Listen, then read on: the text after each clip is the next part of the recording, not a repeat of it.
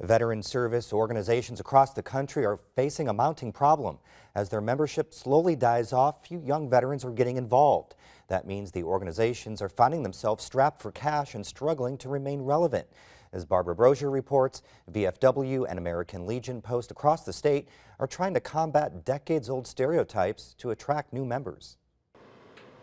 The walls of Greenwood VFW Post 5864 are often filled with music, but it's not always the roar of a band on a Friday night.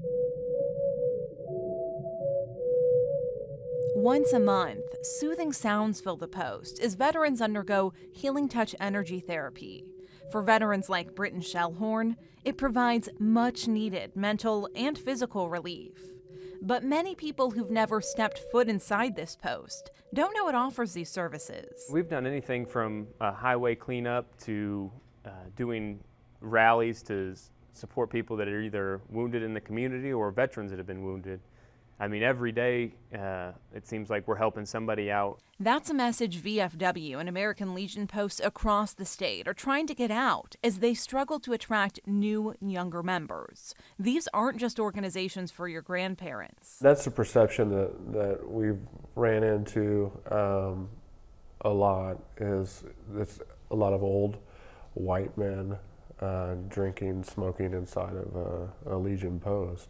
The VFW's roots date back to 1899, when veterans of the Spanish-American War started local groups to help fight for veteran benefits and rights. And the American Legion got its start in 1919, when World War I veterans came together and formed an organization dedicated to serving veterans and their communities. That remains the Legion's mission today, and it's one of the reasons Will Henry joined a post after serving in Afghanistan and Kuwait. He now works as the Assistant Department Adjutant for the American Legion Department of Indiana and is spearheading efforts to get younger veterans involved. There's a lot of veterans over the last 14, 15 years that have been deploying steadily. The importance for those people to become members is they support an organization that supports them. He spends a lot of time on his computer, reaching out to that population, using Facebook and Twitter, even paying for targeted ads on social media. Really, the organization, when I came on board, was behind. They were probably 5 to 7 years behind where we needed to be as far as communication goes. Posts across the state are struggling to adapt to new technologies and new generations of veterans, too. American Legion Post 18 in Bloomington is the largest in the state, but Iraq and Afghanistan veterans only make up about 3% of its membership. Their involvement is tough to get because they're still, they're still building their lives after getting out of the military, working at jobs and raising families. And in today's world, mom and dad both have a job and their kids are so much more involved.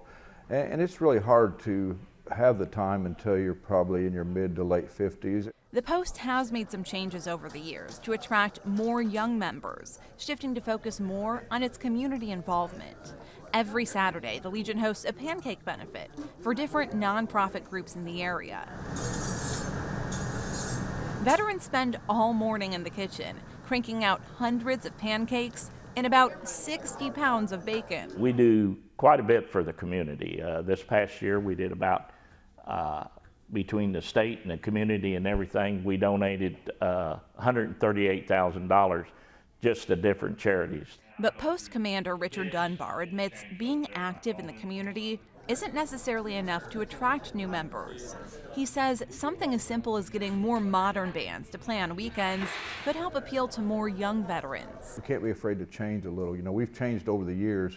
Our Legion's changed a lot from being the good old boys sitting around the bar and smoke-filled rooms and all that to being more open to our community. Back at the VFW Post in Greenwood, there's been some success with recruiting younger veterans like Shellhorn, who previously served as the post commander.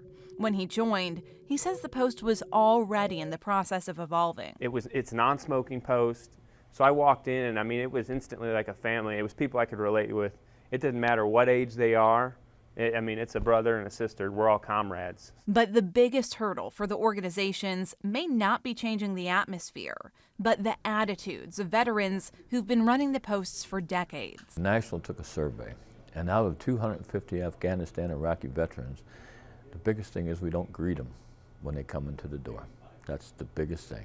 And it's just a thing we need to overcome. The largest portion of members are from the Vietnam era, but the hope is that as Afghanistan and Iraq war veterans get older and settle down, more of them will join.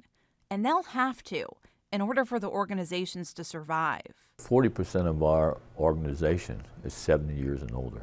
And that could be a big hit for us in the next 2 or 3 years. For Indiana News Desk, I'm Barbara Brozier.